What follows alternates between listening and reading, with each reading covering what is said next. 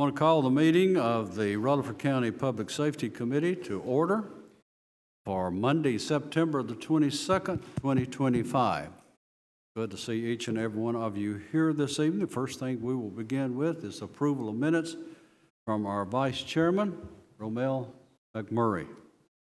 Thank you, Mr. Chairman. I have reviewed the minutes from our last meeting, and they appear to seem to be in order, so I make a motion to approve.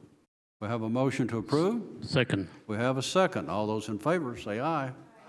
Those opposed? The minutes have been approved.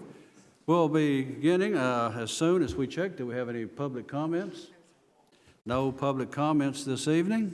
We can go right into our business, starting with risk management with Ed Elam.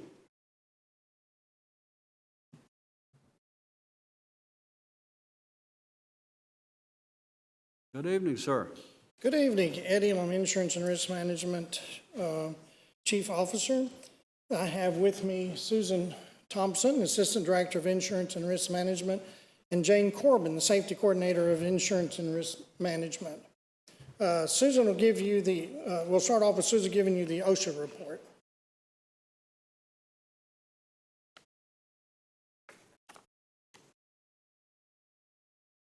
We're reporting on the month of August 2025. There was a total of 31 incidences. Of those 31, there was 17 at Board of Ed, 14 at County General.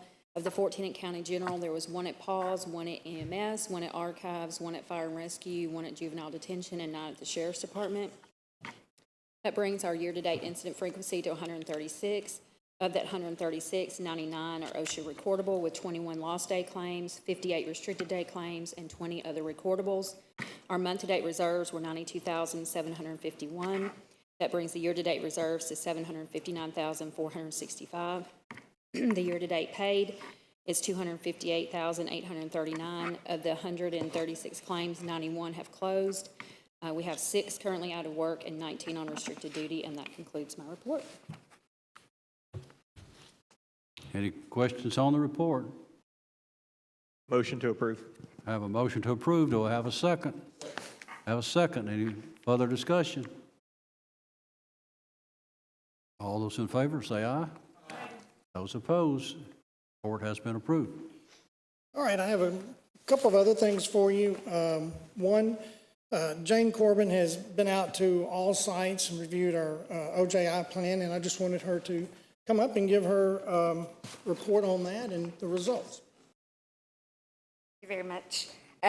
So yes, I just completed my on-site visits for all the places in Rutherford County, and that is to include 52 schools, including central office and maintenance, 32 county departments, 19 EMS and fire stations, 14 convenience centers, including the transfer station, for 119 total locations. While I was there, I discussed with them the OJI plan. We reviewed the plan. I also went over the procedures for reporting an OJI and how we handle the employees if they're injured, and a site safety audit. I felt that everybody was very welcoming and engaging. It was a good experience, and I really was happy to be able to meet with everyone. Thank you.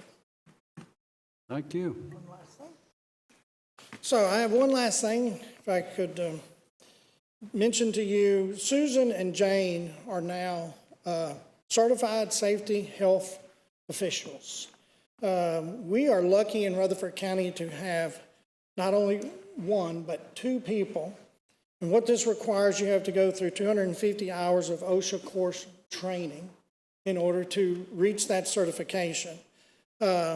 Jane has, and what that certification also allows you to do is be able to teach OSHA 10 and OSHA 30 courses. The reason why that is significant, I know there's a lot of people that teach them, but what that allows us to do is that, and Jane has already performed one class of OSHA, certified OSHA 10 class to date, and then we have others that we're about to schedule. But what that allows us to do is to be able to work with each one of our departments, schedule it according to their availability, instead of saying, well, you got 5 hours on Monday and 5 hours on Tuesday, and they're like, well, I can't spare somebody.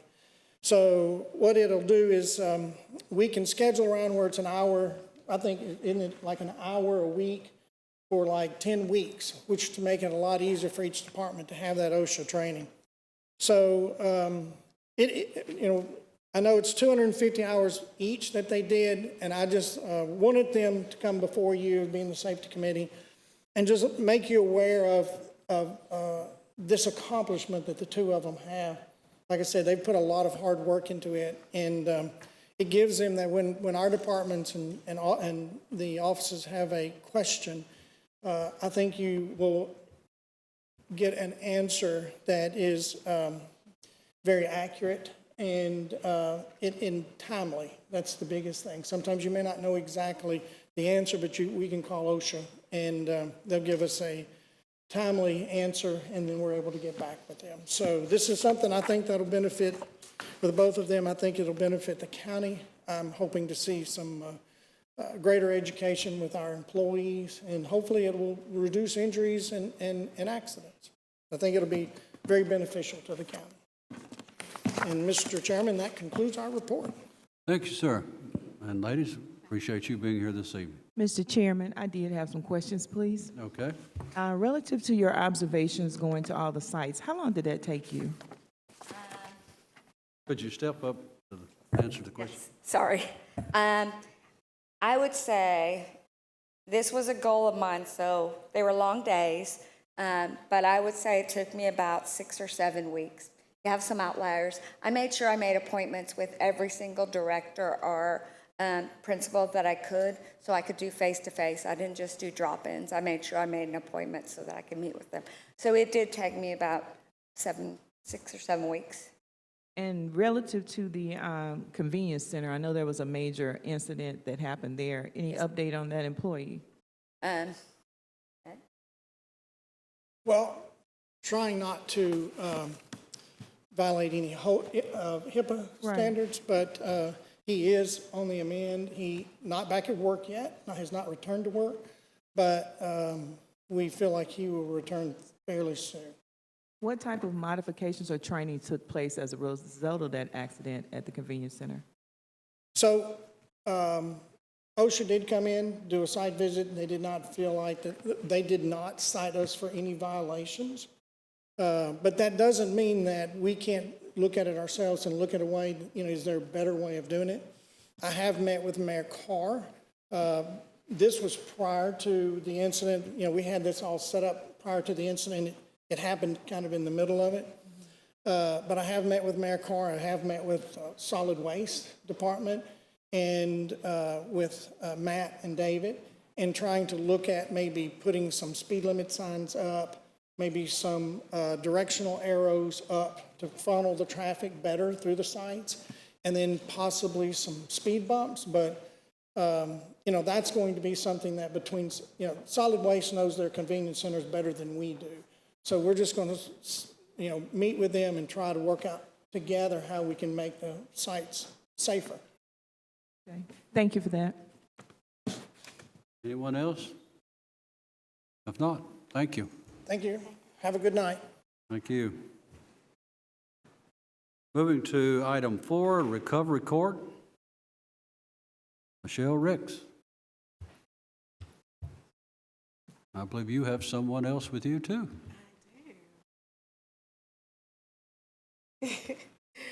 I'm LaChelle Ricks, Director of Recovery Court. This is Lindsay Davis. She is our reentry coordinator. She's going to be doing the budget amendment that comes after the meeting. So Recovery Court report for August 2025, we have a total census of 180 current participants, 12 were new, 3 completions and 2 terminations. Currently in our drug court, we have 56 participants and 37 applications. DUI day program, we have 17 participants and 6 applications. In our night program, we have 28 participants and 5 applications. Mental health court has 58 participants and 30 applications, and Veterans Court has 21 current participants and 10 applications in process. And that concludes my report. That's the report. Do we have a motion for approval or questions? I do have a question. When you talk about applications versus persons actually in the program, what's the capacity? Like you said, the mental health. Our mental health court, what were those numbers again? So our mental health court is at 58, it can hold 60. But you have 30 applicants. Yes, yes. But our drug court numbers are lower, so they're 56 and we can hold 75. So some of those drug court case managers can carry the mental health court caseload if they need to, if that number starts to creep over. Okay, so we can kind of do Yes, some ma'am. cross things. Thank you. Mr. Chairman, Yes. y'all keep up with recidivism rates of these people that go through the program? We are working on ways to do that. We've just started working with the IT department to kind of synthesize that with our internal system so that we can keep track of that a little bit better. We've been doing it by hand, and we're not real sure how accurate that is.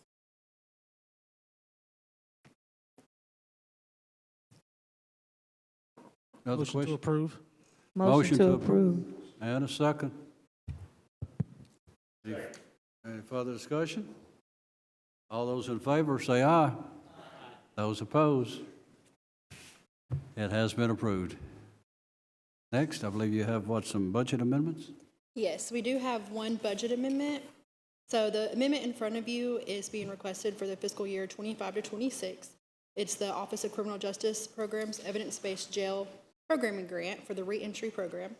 This amendment is being requested for the reentry program to reallocate funds of $45,000 from the architect's line to go into the building construction line to purchase the module classroom for the adult detention center.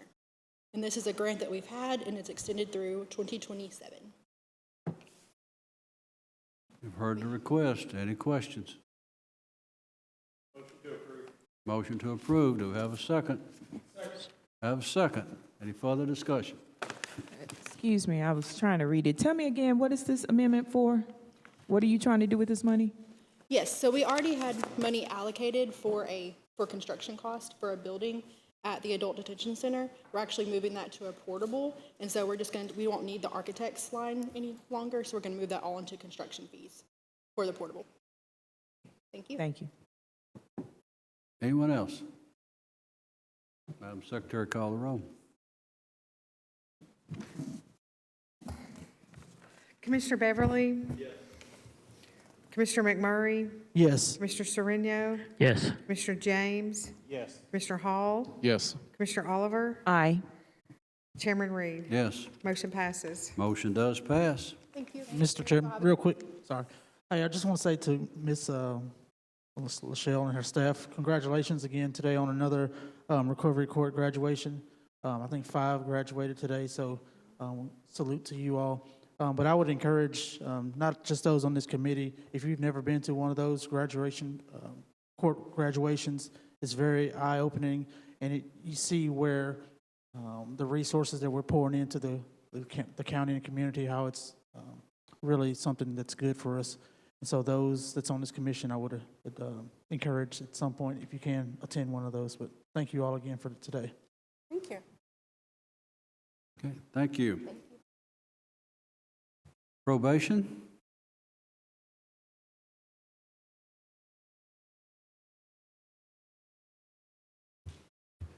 Kelly Haley. Good evening, I'm Kelly Haley, Director of the Probation Department. You can see on our monthly report for the month of August, at month end, we were actively supervising 1,349 cases.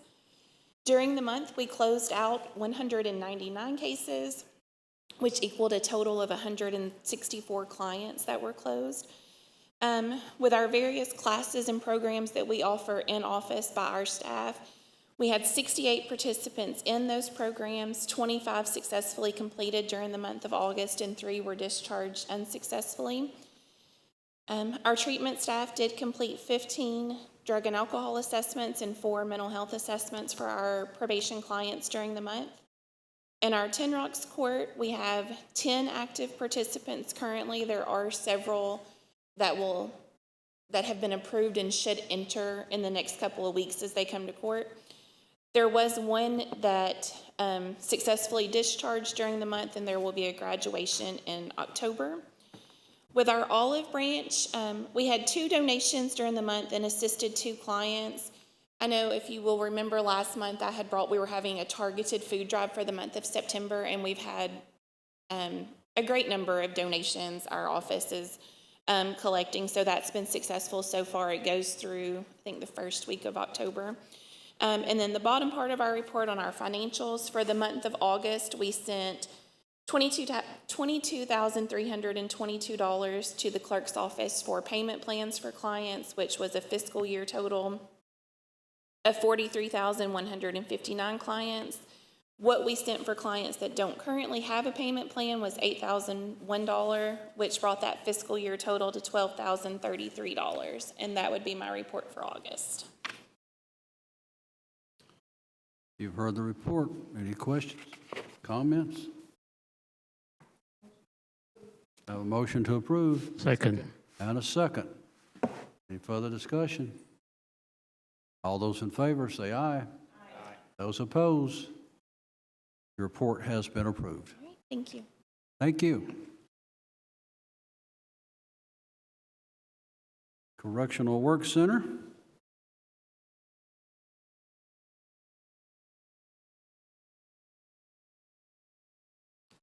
William Cope.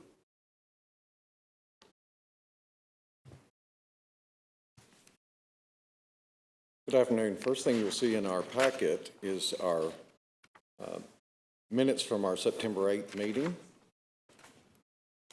with our County Corrections Partnership Committee or Board.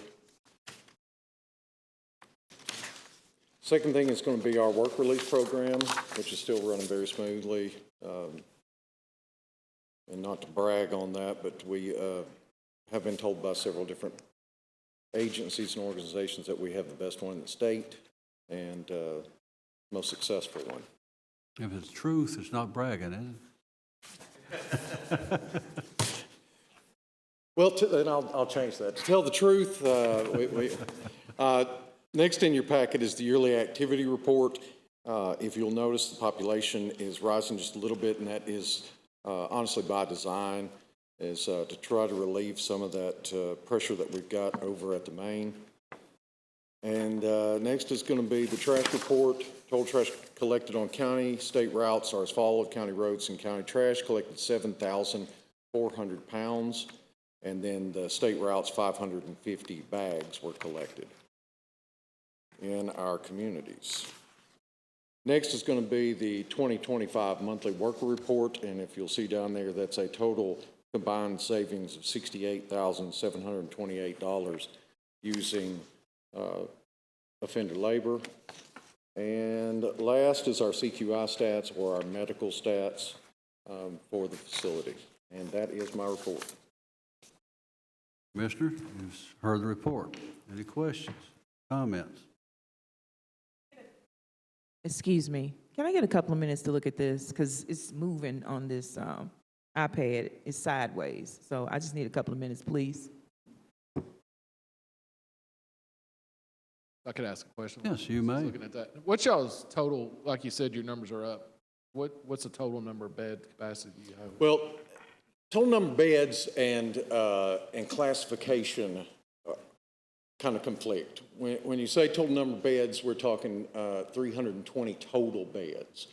But you have to remember that some of those beds are classified for work release. Some of those beds are classified for maximum security. Some of those beds are classified for segregation.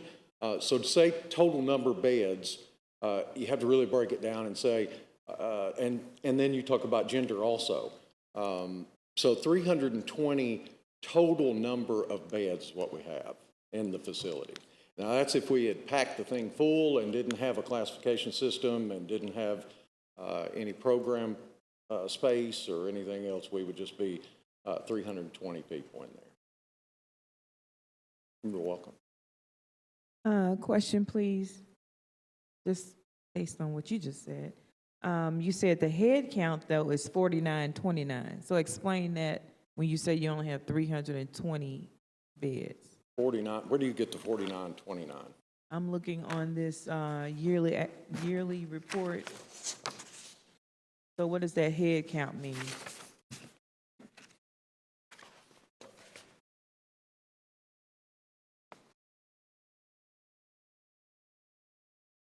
That's going to be your total, your yearly total for that month, in and out.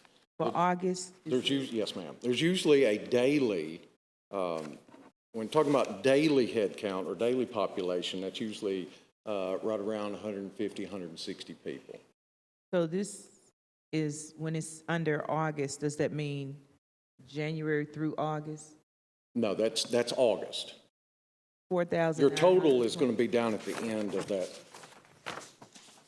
row down there.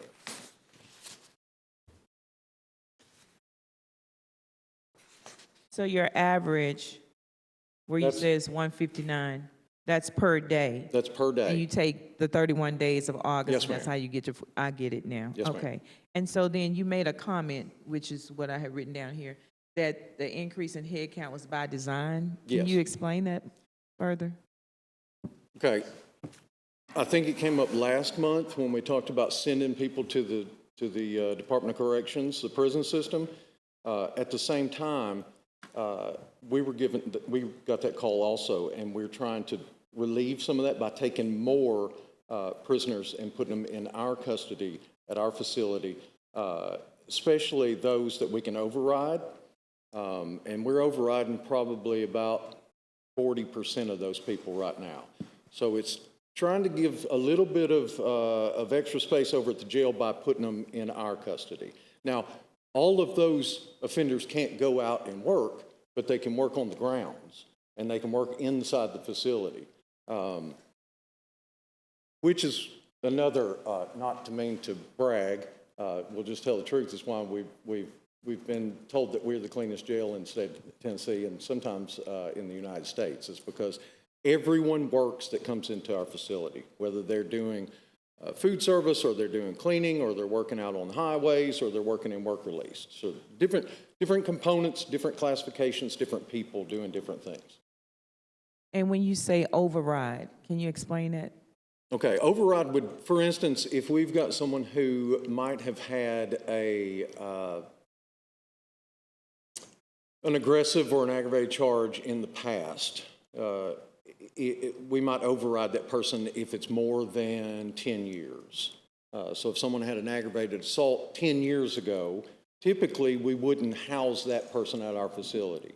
But if we're trying to relieve some of that pressure that's going on at the other facility, we would take that person and override them, make sure that they're placed in a classification, that they're not allowed outside access, and we'd give them the same programming needs and the same benefits that we would anyone else. So it would kind of be based on behavior? Yes, very much so. Gotcha. And then we have ways of behavioral modification too. So I mean, we've taken some people that typically in the past we wouldn't normally take.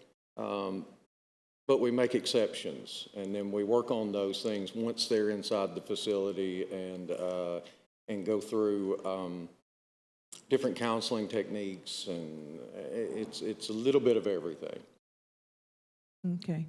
Thanks for that, because I know crowding is an issue. Overcrowding is an issue. So Yeah, and it's really that. it's in a partnership with the sheriff's office to try to relieve some of that. And anything that we're able to do, then we're going to step up and do it. Thank you. Any other questions? Move to approve the report. Have a motion to approve. Have a second over here. Further discussion? If not, all those in favor say aye. Those opposed, report has been approved. Thank you all. Thank you, sir. Juvenile detention. This is Lynn Duke. Good evening. Before you have our information for the month of August. I can update the yearly activity report and let you know that Coffee County, we received their check today.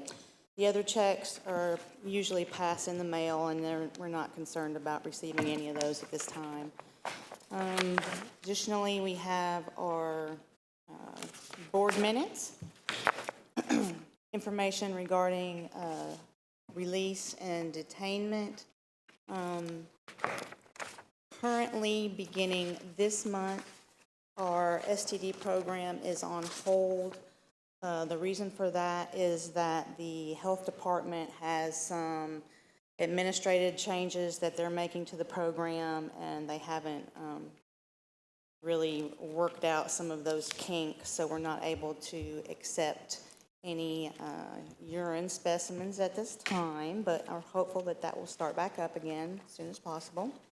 Then we have our facility programming information, and I would also like to add that Superintendent Bill Cope and his team have helped us tremendously this month. They were able to loan us their baptismal, and we had a young man that our part-time chaplain was able to baptize this month, as well as we had a compromised, our power was compromised last night during the storm to the extent that we almost had to relocate our youth over to part of their facility, and they quickly rallied and were prepared to move the inmates that they had around to accommodate us. It didn't end up becoming necessary, but I can tell you that it was a relief to know that that was an option. And him and his team have always been that way, and we never, if we ask, they will do what they can to help us. So, if you've got any questions, I'll try to answer them. Other than that, that's my report. I do have a question, Director Duke. I had a citizen come to me about or questioning the mental health services that are provided for the youth. Can you explain that? So I believe you reached out to one of our board members, and she called me that day and inquired. We cannot, and I know actually, although names weren't exchanged, I knew immediately who the youth was that they were inquiring about. We cannot... Just let me say, I don't know any names. The question just came to me. Okay. We cannot force young people to participate in the voluntary mental health services that we do offer. We have volunteer behavior health systems that comes in twice a week. Of course, we have our part-time chaplain there. Additionally, our medical staff does some emotional support services when they are asked to. We can also use mobile crisis services. We are able to take information from third parties. If a parent or an attorney or anyone else were to call and give us information, we can use that to help plug the young people in. And except for an urgent mental health suicidal situation that we would call mobile crisis, the rest of those services are voluntary. So until this youth is ready and willing to talk to somebody, unless they become suicidal, then we just have to work with him individually and try to encourage him to use the services that we do have. So just harmful to himself or herself, but not necessarily harmful to others? Well, so mobile crisis is for immediate, urgent mental health situations. So if he is not, or if the young person is not actively suicidal or expressing suicidal ideation or homicidal situations, then mobile crisis isn't really an option.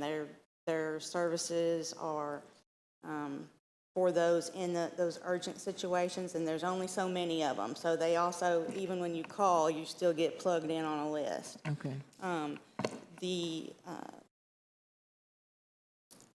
The exception and I did share this with our board member, and I hope she passed it along.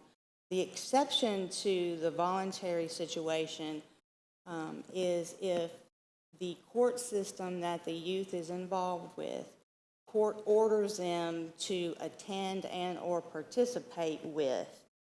That changes things because then it's court order. Now, we still can't make them go in there and share feelings, but we can put them in the same room and do those type of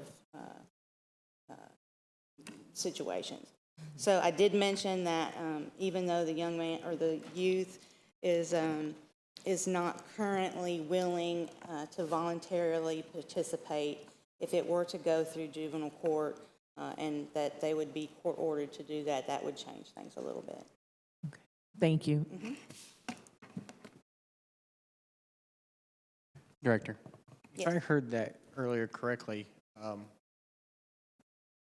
then for me, it warrants pointing out and mentioning a thank you to you and your staff, as well as Director Cope and his staff, or Superintendent Cope and his staff, for finding a creative solution and workaround to help that young person find baptism. Yes. So I appreciate that, and just wanted to make sure I was grateful, and we expressed our gratitude that you two entities were able to come together and find a working solution. I didn't know it at the time. I wished I had, but we had two staff members that were on duty that apparently have fabulous singing voices, and they did a little duet of some of this particular youth's preferred gospel songs, and apparently it was amazing. So, but we didn't know that they could sing, or I would have, we could have, gotten a little bit of them singing on video. But it was great. Anyone else? Motion to approve. A motion to approve. Do I have a second? And we have a second. Any further discussion? All those in favor say aye.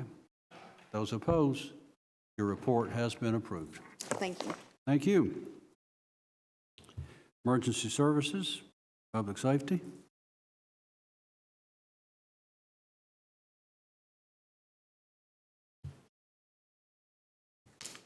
And you're not Chris Clark. Good evening. I'm Carrie Clark. I'm the Assistant Director of Operations for Emergency Management.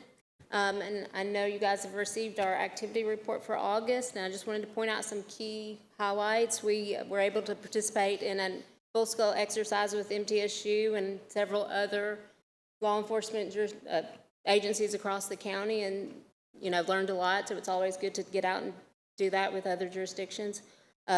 We have 26 new volunteers to assist with the storm shelters, to take care of the citizens that go into the storm shelters. We have started working on our basic emergency operation plan, which includes all the jurisdictions, and so that's due next year, so that will eventually come, once it's finished, come to this body for approval and review. And that's all I have. Does anybody have any questions?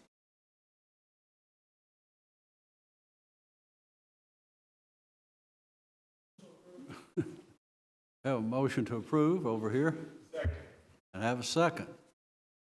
Any further discussion or questions? If not, all those in favor, say aye. Those opposed, the report has been approved. I think you have 4? Okay.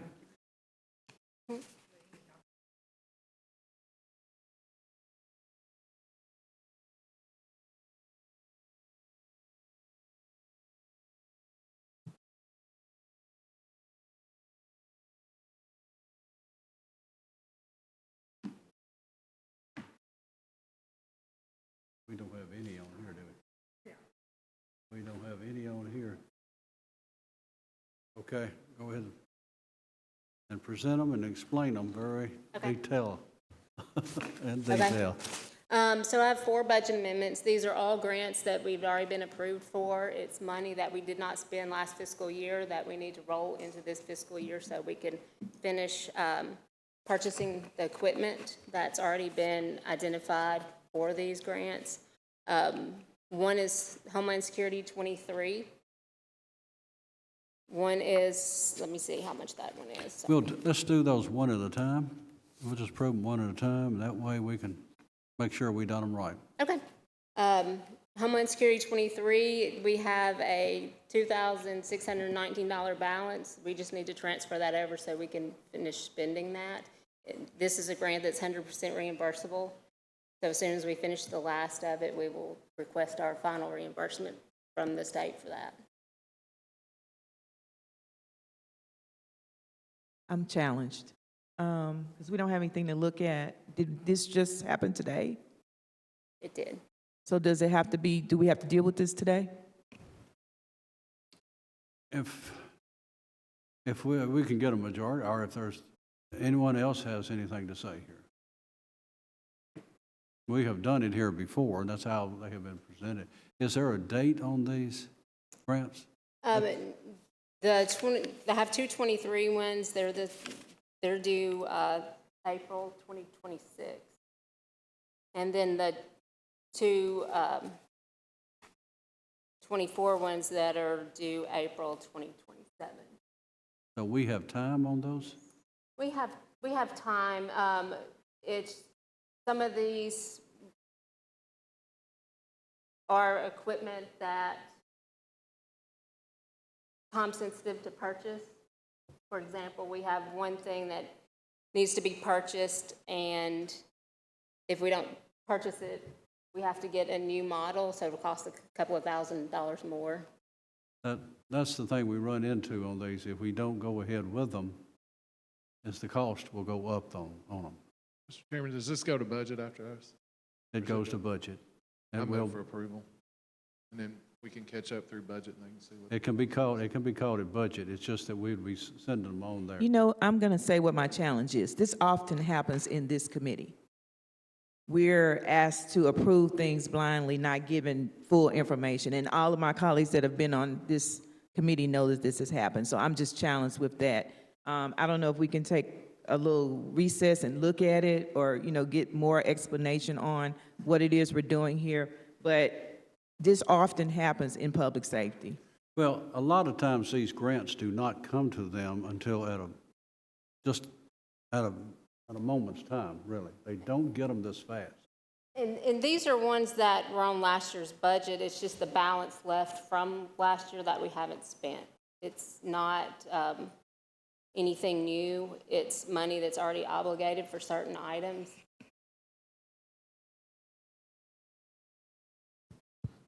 So you're saying if we deferred it till next month, it could potentially cause an issue on more, I guess, pay or more funding? One thing in particular is a Can-Am, and they only have so many 25 models left, and if we wait, we'll have to buy a 26 model if they sell the 25 model. It'll cost us a couple $1,000s more. We have the money to do it, but it still costs a couple $1,000 more. Mr. Chair, if I'd offer an amendment to the motion, can we just make a motion to defer this to the end? I think Michael Smith might help us get some copies of the budget amendments so we can If we can get the disperse copies, we'll defer it to the. That gives us some time. Thank you. To do that. He said he'd be willing to help us. So What we will do, we'll just put these to the end. I withdraw my motion and we just push it to the end. We'll drop them to the hill and do that. In other words, don't leave. Okay. And we'll do those at the last. Okay. He'll make the copies and we'll bring them back to approval. Yeah, that's fine. I do. Is there anything else? This is actually just a little plug. Tomorrow, we're going to be working with Smyrna Fire at the Lowe's in Smyrna to do what's called a Tune It Tuesday, where they're going to be asking people to bring in their weather radios so we can tune them, and they're going to actually give away 35 to the first households that come. So just throw that out there. So if y'all want to come, please, you're welcome. Do you have a flyer for that? Maybe something that we can circulate via social media or anything? It's on our social media It site. is on your site. Okay. All right. Thank you. Did you say what time at Lowe's? It's from 4 to 7.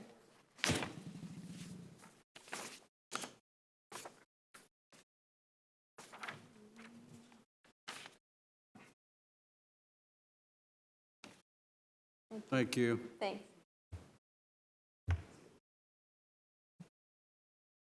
All right, we'll move down to the emergency medical service.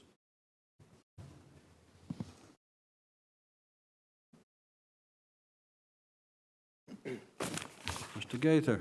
Good evening. For the month of August, we did 3,844 calls, 5 hospital transfers, response time of 7 minutes and 1 second. 165 DOAs for the month, 29 of those went for autopsy.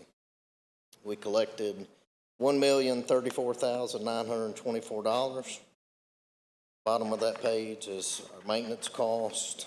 The next page, some in-services and training and some community relation events. Our convalescent division did 273 calls, collected $99,202. Next few pages is the more detailed report, and then there's some thank you notes and some follow-ups from patients that were light flagged, and that's my report. Commissioners, you've heard the report. Questions or comments? Quick question, because I'm the new guy here. I'm noticing your units and the miles they got on them. How long do you usually try to keep them? You keep them to a certain mileage or so they can't go anymore? Not really a certain mileage, just kind of depends on what they start costing us in those maintenance costs. Thankfully, our maintenance department does 95% of the maintenance, so it costs us parts only. So some, as you know, some of these trucks have higher mileage than others, and those crews want to keep those trucks. They like them. They just work and they like them. So we don't really have a set mileage. It's really of a cost. And you can see on the bottom of that mileage report, you know, we're traveling about 50,000 miles a month, so it doesn't take long.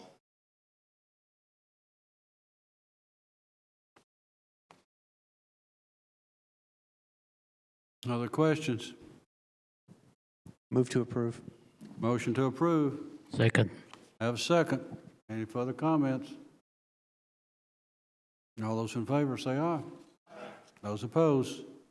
The report has been approved. I believe you have some budget amendments and a grant. I do. So the budget amendment is to appropriate funds received from an insurance recovery for an ambulance that was totaled, and we're asking to move that into line item 718. Move to approve. Have a Second. motion, and we have a second. Any further discussion? Please call the roll. Commissioner McMurray, Yes. Commissioner Sereno, Yes. Commissioner James. Yes. Commissioner Hall, Yes. Commissioner Oliver, Aye. Commissioner Beverly. Yes. Chairman Reed. Yes. Motion passes. So the next thing is, last Wednesday, I believe, I received a call from Christy Houston Foundation, that was here a few months ago, asking to go to them for some help with some funding for some cardiac monitors. So they did award us $400,000. There's 2 options on the total project. It's for 25 cardiac monitors. So there's one. The first cost is a total of $926,710, and then the next one is $1,027,350. The difference in that is the maintenance contract. It's roughly $14,000 a year. So it's just which direction do we want to go? Do we want to budget the maintenance contract going forward, or do we want to include it all in this? And speaking with Michael and the mayor, we would ask to get that from our in-fund balance. Would you tell me those numbers again? $926,710. And then for the cardiac monitors and the maintenance, it's $1,027,350.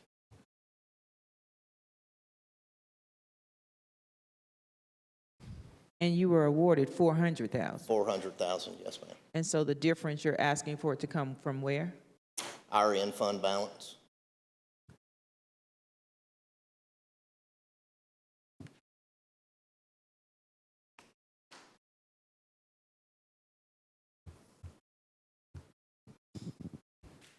What's the lifespan of these? It depends on who you ask. They will say somewhere in the 7-year range, but actually the American Heart Association is saying that they're a 5-year product. So the ones we currently have, we've had for 5 years. I don't remember what we paid for them, but we are trading the old ones in on these, which is reducing the cost of the cardiac monitor. And they are giving us $2,875 a piece per unit per year. So they're saying that we have 3 years left on their contract with them, and they're giving us an extra year. So they're giving us back about $11,900 per monitor. That's off the cost. Now that trade-in is included in the total that I gave you. I'm not somebody who usually likes extended warranties. So what is your recommendation from having lived through a lifespan of one group and looking at the other? Well, those things are, so the American Heart, I've never really seen them come out and say what a lifespan of a cardiac monitor is. This is information that I received from our current vendor that we presented to Christy Houston. But typically in the past, we've swapped them out about every 8 years, because these things are not sitting on the shelf in a hospital room. You know, they're in the back of the truck, up and down, coming out of the truck, going into homes.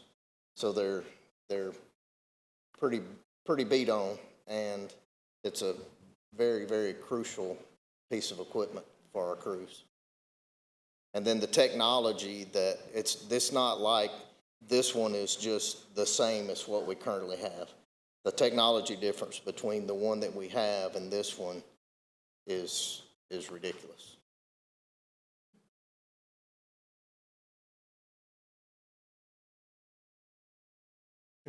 Make a motion to approve out of unassigned fund balance. A motion to approve. Do we have a second? We have the second. Further discussion? I do have a question. And you said that the mayor and the finance director thought that that was the best way to do it out of unassigned? Yes, ma'am. All right, thank you. If there's no further discussion, please call the roll. Commissioner Sereno? Yes. Commissioner James? No. Commissioner Hall? Yes. Commissioner Oliver? Aye. Commissioner Beverly? Yes. Commissioner McMurray? Yes. Chairman Reed? I'll vote yes because I've actually had to use the equipment. Motion passes. The next thing is I'm asking permission to apply for a grant. This is an essential equipment grant that's funded through the state of Tennessee. We received this grant last year, a total of around $98,000. It was a competitive grant last year. This year, it's not a competitive grant. So it went from $2 million in that bucket to $5 million in that bucket. So if every service in Tennessee applies for this, each service will get around $23,000. So the application is very simple. It's basically 3 questions, and it's a no match, and they'll give us $23,000 towards essential equipment for the ambulances. And if this grant is awarded, we ask if the if the mayor can be authorized to accept and sign the grant award. Motion to approve. Motion to approve. Second. And a second. Any further discussion? Please call the roll. Commissioner James, Yes. Commissioner Hall, Yes. Commissioner Oliver, Aye. Commissioner Beverly. Yes. Commissioner McMurray, Yes. Commissioner Sereno, Yes. Chairman Reed. Yes. Motion passes. And one more grant application. This is the 2025 BGA Paul Coverdale Forensic Science Improvement Grant. We have received one of these grants in the past to put some of the equipment in the exam room that's over in our temporary small morgue. I think this grant, it's been on hold. Denise has been looking for this, but it's been on hold due to what's going on in the federal government. But these applications came out last week, and her and Alyssa's kind of been working on this and going back and forth. It's up to $500,000. There is no match, and we are requesting to be able to apply for this to get a medical death investigator and some equipment. That equipment would be a portable x-ray equipment for the death investigators, and they would be trained to use that equipment out in the field.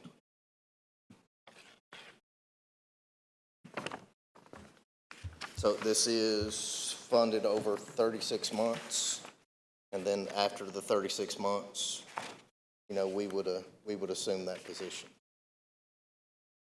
How long are we required to hold that position with the grant? Does it state? Well, it's a 3-year grant, so. I mean, does it state any additional time after versus, and how much is that continuation cost?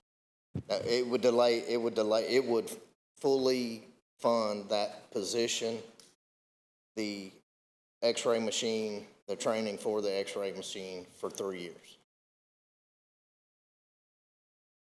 And with the forensic center coming on board prior to the 3 years being up, we're going to need that position. I would move to send this to budget with a recommendation of approval. Second. A motion and a second. Further discussion? Please call the roll. I had a question, please, Mr. Chairman. I'm trying to understand the motion. The request was to apply for the grant, correct? And the motion is to send it to budget, for budget to approve whether or not you apply for the grant. What are the dates as far as when the due date is for application? I'm looking to Denise for that answer. She's looking. Because when does budget meet? Do they meet this week? Next week. Next Which it's going from this committee to budget. 2 weeks. 2 weeks. Okay. I was just asking, because you're just asking to apply for the grant, just Asking like you to just apply. previously Yes, ma'am. asked. And I think So the was just time curious frame, about the motion. we have time to do this committee budget and full commission. Okay. Thank you. October 27th is the deadline. Thank you.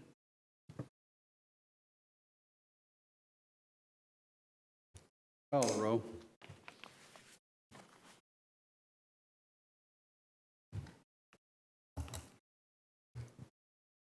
Commissioner Hall, Aye. Commissioner Oliver, Aye. Commissioner Beverly. Yes. Commissioner McMurray, Yes. Commissioner Sereno, Yes. Commissioner James. Yes. Chairman Reed. Yes. Motion passes. Thank you. Thank you, sir. I believe we have fire and rescue.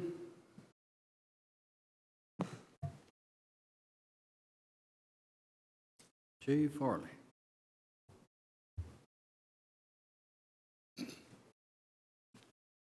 Good evening. For the first page is our year-to-date numbers. It's 5,568 calls from January to the end of August. The next page is the monthly run call volume for August. 665 calls. The next page is the total call volume with the volunteers posting, but I did not receive a report from Mountville this year, so I don't know what their run volume was. The next page is the what we turn into the codes department and the tax assessor's office for damaged structures by fire. We have 15 smoke alarms installed for the month of August. And just a reminder, those are free and of charge. We will install them for you if you need them. The next report is our fire marshal's investigation report and the outcome of those.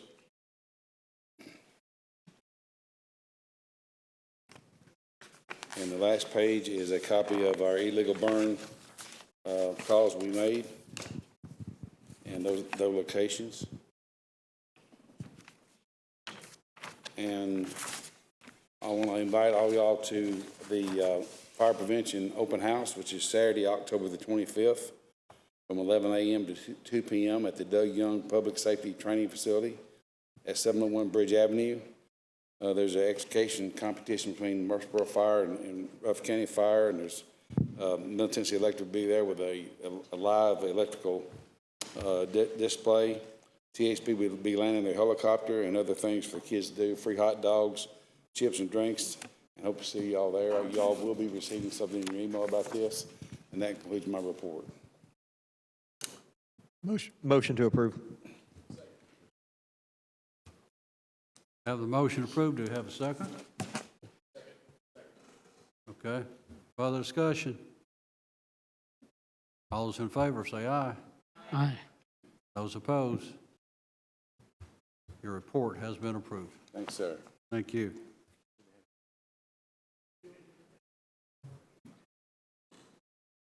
Explain the situation so they can understand.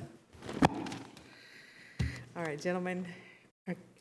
Commissioner Beverly, on your motion, and Mr. Hall, your second, for the cardiac monitor, we had to pick a option. The first option was for $900,000, $926,710. The second option was $1,027,350 for maintenance and the monitors. Which one do you want to do? We didn't choose an option with your motion.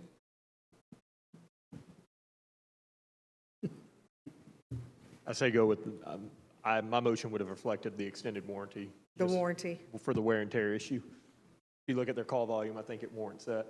Okay. And you continue your second. All right. We'll clean that up. Thank you. Yeah, I misunderstood that because that's what I thought was we're doing the extended warranty. Yeah. That's why. Well, Michael just brought it to my attention and said that we needed to clarify in the motion. Secretary is sitting over here with the figures that we have there, and that's why I asked her to do that. In fact, that's why I was trying to make sure we had a second this last motion here. I had three different things going at the same time. Okay. Now we got the sheriff's office here. Good Pete? evening. Tonight's report, I'm going to go over some line items, financial line items. The sheriff's office has 56 line items, not going through all of them, just some key ones. The first one's overtime. We've spent 30.14% of the budget in overtime. Our in-service line item, 21.89%.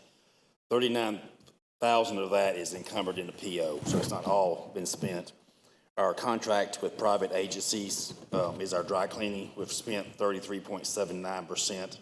Again, $13,672 is that was encumbered in POs. Our gasoline, that's always a big topic. We've only spent 22.09% of that, of the budget. Law enforcement supplies, only 4.2% of that's been used. Uniforms for the officers, 29.77% has been used. 23,000 of that is encumbered in POs. Vehicle parts, we only spent 21.55% with 4,800 encumbered in POs. Sorry. On the Jail side overtime, we've spent 44.28%, and that's due to openings that we have to cover for vacancies in the jail. In service and detentions, we've spent 41.80%. $6,500 of that is encumbered into the PO. Other contracted services, it's Dr. Rudd's medical, 99.46%. 619,438 is encumbered in PO, so it's not all spent.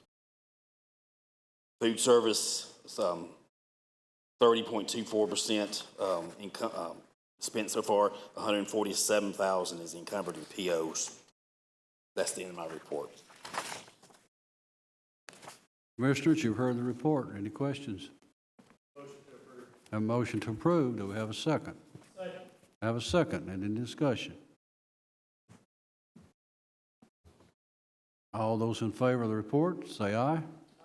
Those opposed, the report has been approved, and I believe you have some amendments. Yes, sir. The first one, this is a budget amendment, allocates $78,395 for the financial year 25-26 funds awarded to the Rutherford County for the mental health patient transport appropriation grant. Funds would be used for other contracted transport services to transport our mental health patients, asking for the $78,395 to be placed into our other contracted services. Commissioners, you've heard the request. Move for approval. Have a motion to approve. Second. Have a second. Any discussion? If not, Madam Secretary, please call the roll.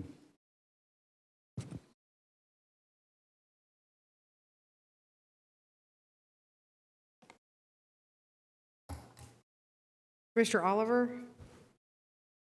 You know what? Yes, ma'am. I apologize. I don't even know we vote now because I'm still looking at his report. Y'all passed it so quickly, and I was still reading it. What is the motion? It's the motion to approve the budget amendment allocating $78,395 for the fiscal year 25-26 funds awarded mental health patient transport appropriation grant. Aye. Commissioner Beverly? Yes. Commissioner McMurray? Yes. Commissioner Sereno? Yes. Commissioner James? Yes. Commissioner Hall? Yes. Chairman Reed? Yes. Motion passes. Motion passes. This amendment recognizes revenue and expenses for the new financial year 26 police traffic safety grant from Tennessee Highway Safety Office for overtime, related benefits, and law enforcement equipment. The period of performance is October 1st of 25 to September 30th of 26. This grant does not require a match.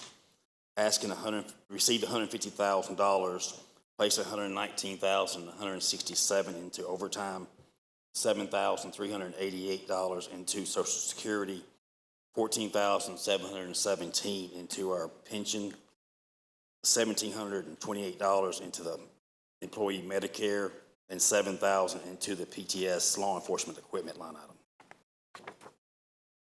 You've heard the request. Do we have a motion? So move. Have a motion to approve Second. and a second. Is there discussion? If there is no discussion, please call the roll.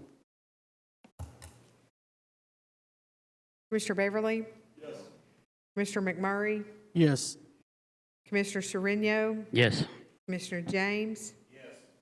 Commissioner Hall? Yes. Commissioner Oliver? Aye. Chairman Reed? Yes. Motion passes. Motion passes. This next budget amendment stems from doing a change order on our range wall. The original bid was $810,295.17. We took a change order to purchasing September the 9th. It was approved 6-1 upon me talking to the county attorney and to the city, make sure they're going to pay the city's going to pay half of the cost, which is $21,106. The contractor didn't do a geological test before he started the construction on the range, and when he started building the range, he had to dig some of the holes deeper due to the soil not meeting the test. Mr. Hudson with H&H Construction did dig test holes before he did his RFP, the bid on the job site. and the soil looked good equally, but when he started digging the back northwest of the range, he had to dig it deeper because it was filled dirt and so forth. It just didn't meet the qualifications.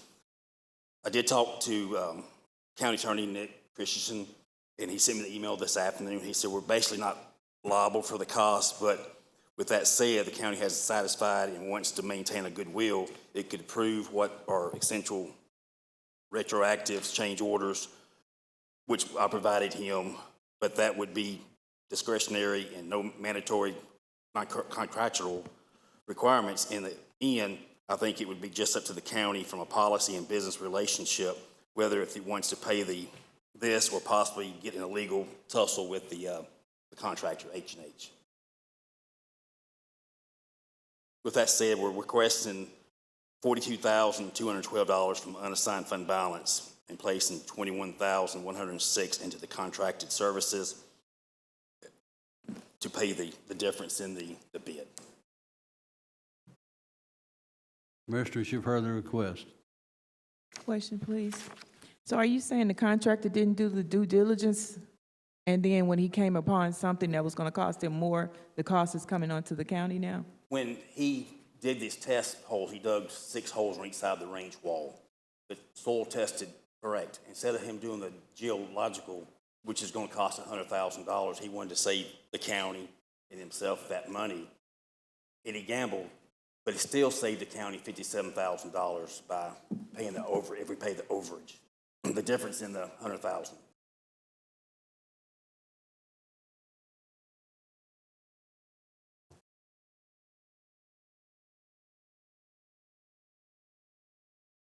And so the attorney is saying to pay the money to keep a good business relationship and not hold the contractor liable for his oversight? But he said we're not obligated to pay it, but to keep a good working relationship with him and keep him from coming back and trying to sue us. I guess that's where I'm having a challenge. So how would he sue us if it was neglect on his part? I'm not sure. I can't answer that. Commissioner, I think I'm hearing this is it was kind of a mutual agreement that he wouldn't do this geological survey of $100,000. So we saved the money by not spending that and going the way we went. But yes, sir. Unfortunately, we got the tail side of it. Yes, that's correct. I move for approval. Motion to approve. Second. And a second. Any further discussion? If not, call the roll.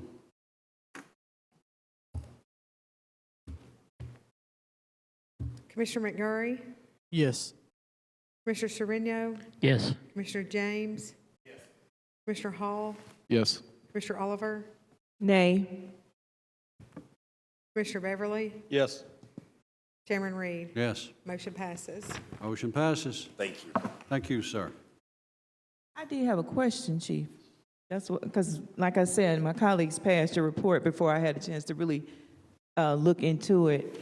I'm challenged at the continued increase in the black male population. So I'm just going to say that I'm challenged there. But my question is, with the total inmates, with your 1,011, does that, I guess, not include whatever inmates were able to go to the workhouse? Or is that just total and then you subtract it later? I'm just kind of curious about those numbers. That was the total this morning on the inmates we had this morning. This afternoon was 981. Okay. And yes, Director Cope has been very helpful taking what he can to the work center. So the 9, and I don't see that one. It's this afternoon. It wouldn't be on your report. Oh, okay. This is what I got before. So that would include those that Director Cope has been able to help relieve? No, ma'am. These are our numbers. When they leave us, These to are go to the real work numbers. center, they're subtracted from our numbers. Okay. Thank you. You're welcome. Thank you, Chief. Thank you. PAWS.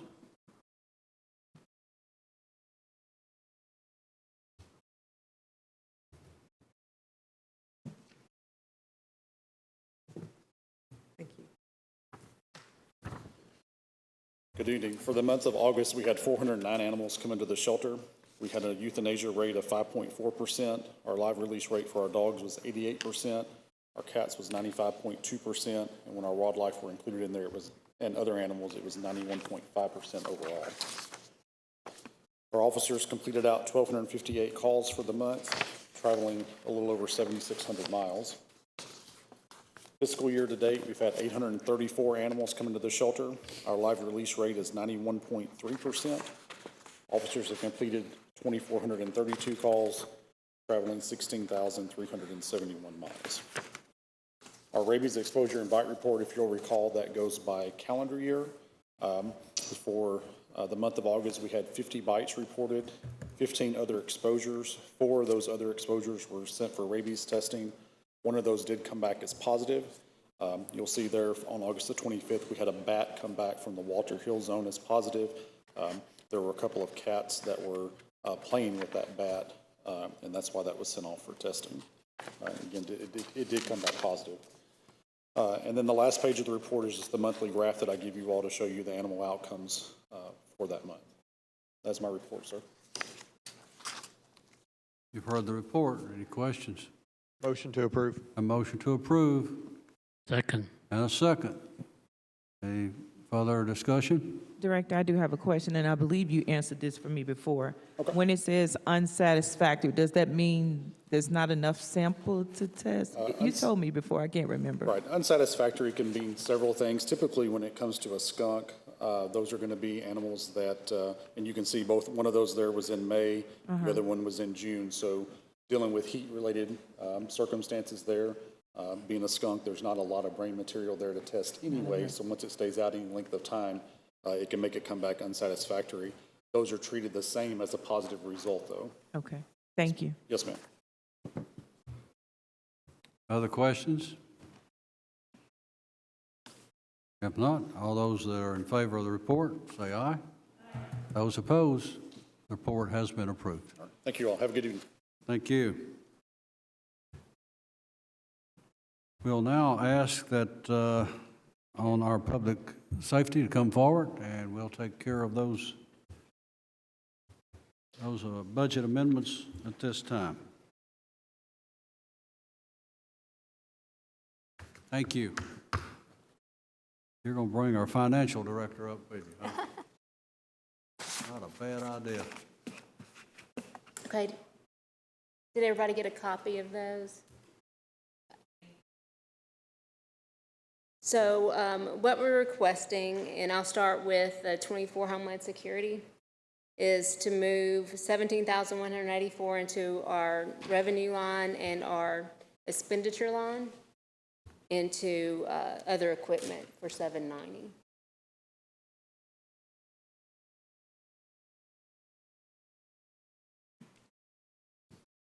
I guess a question to preface all this. This is all reimbursable, correct? 100%, yes. So I want to mention 2 things on these, and then there's one thing I want to point out specifically. So with the federal government running on a different budget year than us, that's why we have this carryover. I don't know what to budget or what we're going to spend when we do our budget, because we submit the budget to the commission in May, and then we vote on it in June. Well, one, we haven't done spending, and 2, the federal government hasn't closed their fiscal year yet. So these are all no match carryovers, and so that's what you're seeing on all of these except one, which I'm going to point out here in a second. You're going to see an increase in revenue and an increase in expense. You're not actually voting on the grant tonight. You're just voting on the amendment. What I would have originally put in the original budget this year, we just don't know these amounts when we go on the budget, so we would rather be accurate. That's why we bring them now. But there is one I want to point out, because we did make the statement that they're all no match or that they're all reimbursable, and that statement is true. But you're going to see one for the disaster relief grant that's going to come. It's $37,586 coming out of unassigned fund balance. That is because that was originally budgeted there last year and rolled into unassigned, and so I got to take it back out of there.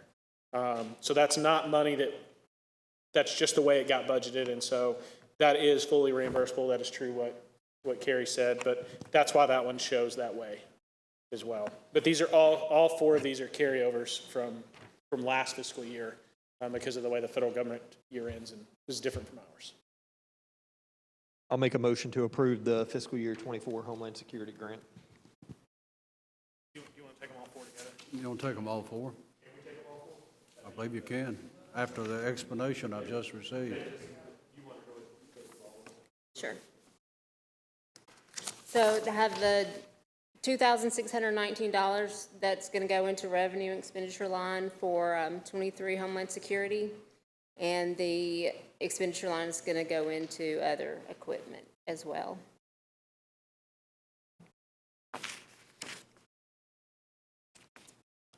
So when you say public safety equipment, what kind of equipment are we talking about? It just depends. It's already approved through a committee before we even get the contract. So for example, I'll use the 24 Homeland Security one for the 17,184. That is actually going to go for body armor for EMS, that particular one. The 23 Homeland Security for $2,619 is actually for EMS as well. It's medical bags. And then for 24 UAS, it's $144,938.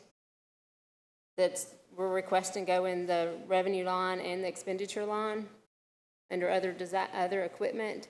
That's going to be a some night vision equipment for Smyrna, I believe, I can't remember off the top of my head. Can-Am for the Sheriff's Department. And I believe there might be a camera trailer and that for the city of Laverne as well. So when you have the increase here in two line items, does that, so you're looking at 288 or 9,000-ish? No, ma'am, one's a revenue line and one's an expenditure line. So it's going to increase, so we will get that money back, so it'll increase our revenue line by that amount when we get the reimbursement back, and then the expenditure line is the line, other equipment that we use to actually purchase the item. Okay, great, thanks for explaining that.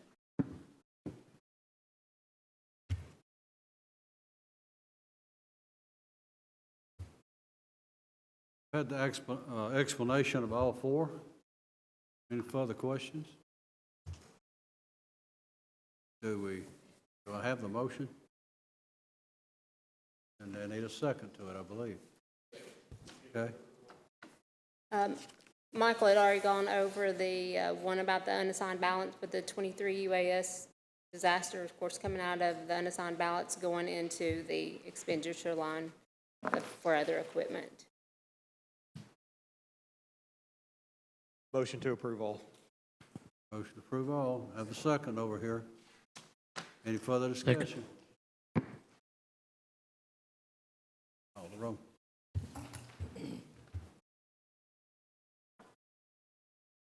Commissioner Oliver? Aye. Commissioner Beverly? Yes. Commissioner McMurray? Commissioner Sereno? Yes. Commissioner James? Yes. Commissioner Hall? Yes. Chairman Reed? Yes, Motion passes. they have passed. Thank you. Thank you. All right. Only other things, other business, and nothing else we've taken care of that was brought down. Seeing nothing coming forward with other business, we're adjourned.